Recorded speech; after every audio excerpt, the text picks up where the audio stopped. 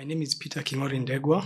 I live on Kiambu Road, and I have been living with ulcerative colitis and a liver transplant, which was done a few years ago.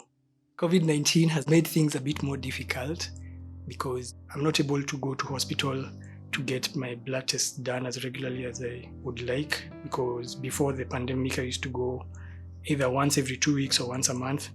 But now I'm a bit afraid to go to hospital. I take immunosuppressants, so my immunity is low. So I'm more prone to get any infection, and in this case, coronavirus. The medicines I'm taking, I have to take them for the rest of my life. And some of them are not available here. So we've had to get them from India, because in Kenya, they're very expensive to get here. And sometimes some drugs are not even available.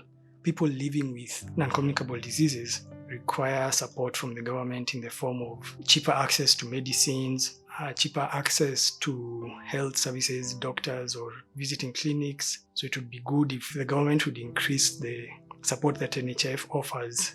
That would help with the drugs and the hospital visits. These conditions are not something that someone asks for or you even want to have, because when your health is affected, it affects the rest of your life. I have lived with epilepsy for the past 17 years now. Since the pandemic started, I can say my life has changed drastically. I used to get my medication at a fair price, but now kind of found the prices had been hiked. And now when it comes to going to see my doctor, I can't do that anymore. The government should just step in. We need counseling. I'd say counseling is the most important thing right now, because we need to be talked to.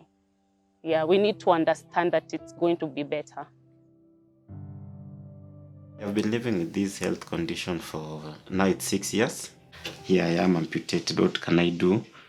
Nikafikiria even suicide, so depression ilikuwa imeingia, but family was there for me. Kutoka I stayed like for 3 months indoors without going outside.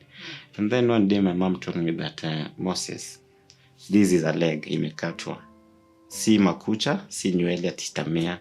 So hata ukikaa hapa for 10 years, it won't grow back. It's high time you start going out, you familiarize yourself with the environment and with people, and the earlier the better. Hizo zikani hit sana, and then I started going out pole pole mpaka nika-adapt. Times kama hii za COVID, ku-access services za hospital imekuwa very challenging. Saizi unajua hizi magonjwa kama za non-communicable diseases, hizi cancer, ni kama zimesaulika. So ukienda to hospitali, haitachukuliwa serious kama ugonjwa COVID. So unaona tumetengwa somehow. So hata ku-access hizo facilities imekuwa very hard. Ku-access drugs imekuwa very hard. I think the areas that the government inafaa kuwa involved mostly, your COVID-19 committee, wapate someone living with non-communicable disease, mwenye anaweza angalia masilahi ya watu wanaishi na hizo condition. My life changed when I found out that I had sickle cell. I had no idea what it was. I had no symptoms for the past years I had lived. Emotionally, it has been a bit stressful. I was not used to living with it. My mom has really been there for me. She is the one who takes me to the hospital most of the times. My friends usually console me, telling me, it's okay, you'll be fine. When I deal with it and my family is there, I'm consoled and I feel much better whenever I'm with them. I would like the government to see like this sickle cell with this disease. It's just like any other disease like AIDS. AIDS patients get medicines, but even this sickle cell people, they have just to see us through. It's so hard for us. The drugs are very expensive. Let us just have drugs, free drugs for these patients with these diseases. I have a support group known as the Stroke and Hypertension Association, where I'm the chairperson. I have monthly meetings where we share group meetings, where we'll share the experiences. COVID-19, gosh, to say that it has been a challenge is an understatement. It has been terrible. I'm now limited in participating, like reaching out. When they're unwell, I'll go and visit them. Because of the COVID safety protocols, it has not been possible. So that has restricted me. And then secondly, the way they have been communicating to persons with the non-communicable disease is terrible. Because as they're doing their briefing, they're doing it for our good. But then they also, what they've not realized, they cause fear. You tell someone with diabetes, COVID is killing people, especially those with diabetes. God help me. It creates fear. So COVID has caused me to be so scared. I was very confident before, but now I'm less confident. I'm scared, I have anxiety. So the government can put health as a priority. Because when you have a healthy nation, then economically, this will become very economical and the GDP grows. My employer is a good one, and we have a good insurance cover. But initially, therapy was not covered.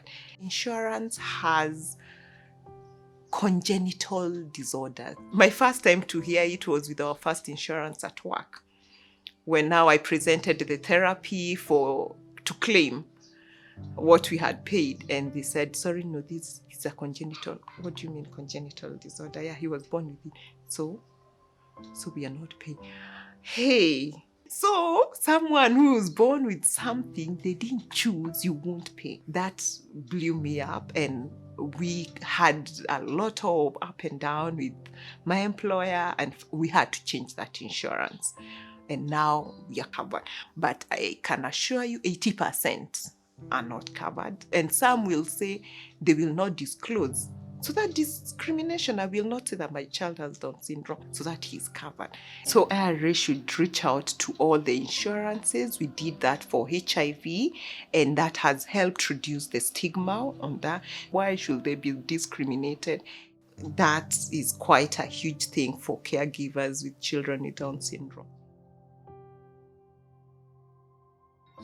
Ndago maina thuku nĩ njikaraga nake rĩu thĩna wake rĩngĩ nĩ kũriganĩrwo, rĩngĩ nĩ arwarire, rĩngĩ nĩ athire nĩ orire, rĩu nĩ mathĩna rĩu ta irio, rĩu nona rĩngĩ ũgũthiĩ wĩra, ona wathiĩ kũhoya wĩra wa nguo kũheo nĩ andũ me mĩciĩ. Ĩbatiĩ kũmateithia mamenye kĩrĩa marĩrĩaga, marũgamĩrĩre okorwo nĩ maũndũ ma thibitarĩ, mabatiĩ kũmenya maũndũ ta mau rĩu. Akorwo nĩ kũrĩa mamenye kĩrĩa mweri ũcio marĩrĩaga. Me, I lost all my friends. I don't have them anymore. I stay alone, like you can see. My family have been very supportive, actually, and they have been doing everything for me. When the pandemic came, it changed a lot of things. Those who used to help me there before, they were sent out of their working places, and they saw the support ended there. About government, I've received none ever since I started.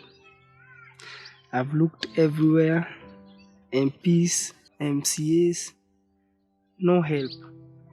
I walk all the way, I think it is over 3 kilometers hadi kwa barabara huko main. Sasa hiyo ni asubuhi. I usually go dialysis at 4. I've been in dialysis for 6 years. NHIF fund me. They pay 9,500 each time I go. I go twice a week. Now if you calculate that money for 6 years, hiyo NHIF wangeiweka ikuwa inasaidia patients mpaka wanafanya transplant, full transplant, not halfway. Wangekuwa wamesaidia watu wengi sana.